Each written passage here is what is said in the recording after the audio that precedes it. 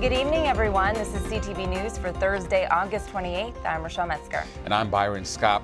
An arrest is made in the gruesome case where a Laurel resident was killed and then dismembered. Patricia Vallone is at police headquarters in Palmer Park with an update. Investigators were combing the Laurel apartment complex for days after 28-year-old Jacinto Perez's dismembered body was discovered on Sunday morning near his home on Finsbury Court. Today, police announced an arrest in the case, his roommate, 32-year-old Santos Mejia Yanes. It was quickly determined that our victim shared an apartment dwelling nearby. The dwelling that he shared with two of our two suspects. Our suspects were identified as Byron Cruz Vargas and Santos Leone Mejia Yanes. Mr. Yanes was located last night, was brought to our Criminal Investigations Division where he was interviewed at length. During the course of the interview, he waived and provided us with a statement implicating himself in the involvement in this murder.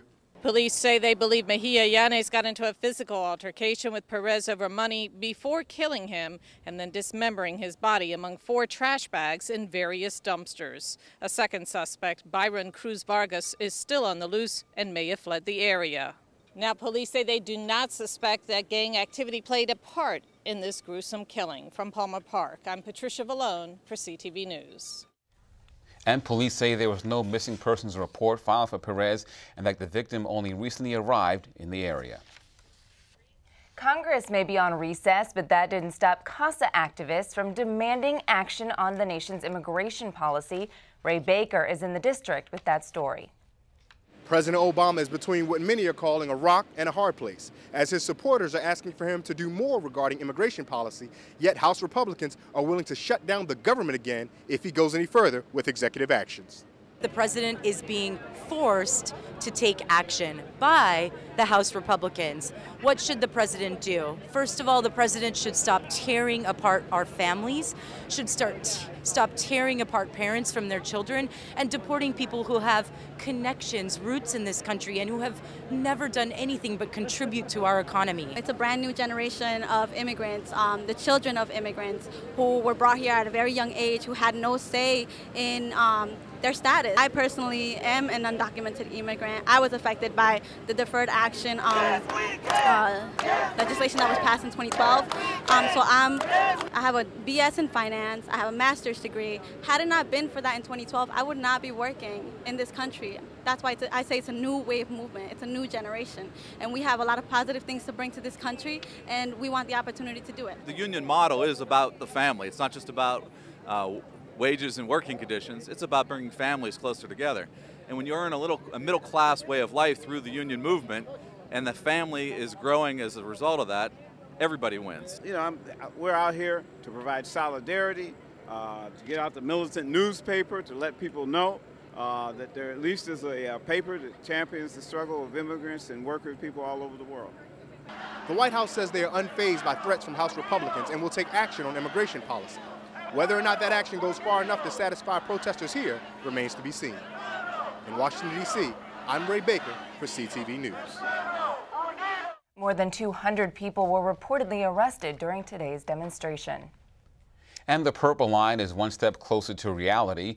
Congresswoman Donna Edwards applauds the Federal Transit Authority's announcement that the line can enter into the engineering phase of the project.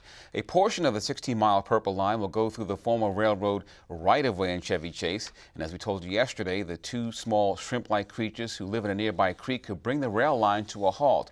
One of the animals is on the endangered species list. A group called Friends of the Capitol Crescent Trail filed a lawsuit in federal court yesterday. It alleges the rail line could wipe out the species. We asked Edwards about the lawsuit. I mean, I've been active in my community, a strong supporter of the environment, and I think that these processes kind of work their way through, and, you know, if there's a lawsuit that's been filed, then there's going to be an evaluation of that and a determination about whether there can be mitigation or what the issues are. I look forward to continuing the process, but the reality is that we need to be able to get more cars off the roads. We need to be able to get a better quality of life and connect communities by investing in mass transit, and I think the Purple Line is one solution to that. Federal officials maintain the project will not harm the animals.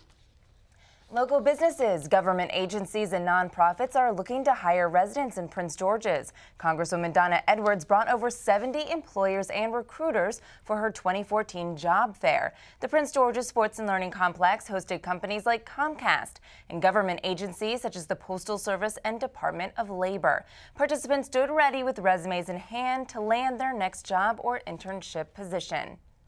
It gave me good information, and this is my first time out here, so it's really good. I do feel confident, and I think I'll land something.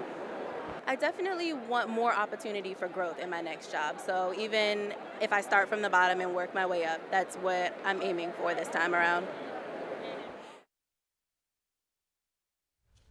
This is the third year the Congresswoman has hosted her job fair. And a local program that helps women who have suffered through domestic violence is on the verge of shutting down. Now, only the help of the community can change the fate of this life-changing service. And CTV Stephen Graves is here with more on this story. What's going on, Stephen? Yes, the House of Help, the City of Hope, that's the name of this program that has helped these hundreds of women that have passed through. And the facility, which is located at Kingdom Village, in Suitland, says they practice in healing the helpless. But after falling under pressure to purchase the facility that their service sits on, the service that gives so much is hoping to receive some type of grace themselves. If you see anybody in the hall, just tell them to come on in. It was a joyous moment as Bishop Shirley Holloway put pen to paper, sealing the deal for her first deposit to own the building that has helped so many. It's a small step that signifies a huge turnaround for this program that was on the verge of closing down just last night. So yesterday was our deadline, and we didn't have the money. And so after about 30 minutes of litigation and just going back and forth, he said, give me the $7,000, which I'm going to sign in the next 15, 20 minutes. Yes. Thank you, Lord. The House of Help, City of Hope, has helped numerous women in the community who are homeless or have suffered through domestic violence. It's been operating for 4 years, and women like Pamela Smith can't imagine life without it. And this has been a huge turnaround for myself. And where I was, and what was going on in my life, I had to get out of it, and I had to make a step forward. You know, I just put my daughters first. So right now, would you say, you feel safe? Yes, yes. Now, after being given 7 more days by the owner, SMS Financial, Holloway still needs to raise $23,000 to purchase the building. But she says she still has faith for a brighter future. So there's been sacrifices through the years in helping people. And I just believe that when you're called to help people, you have to be prepared to make those kinds of decisions, those kinds of sacrifices, before you can ask other people to help sacrifice too. Now, about $1,500 has already been raised to go toward purchasing the building. To donate yourself, visit hohbuilding.com. Now, I also want to mention we were there when she was signing that contract with the handing over the $7,000 deposit.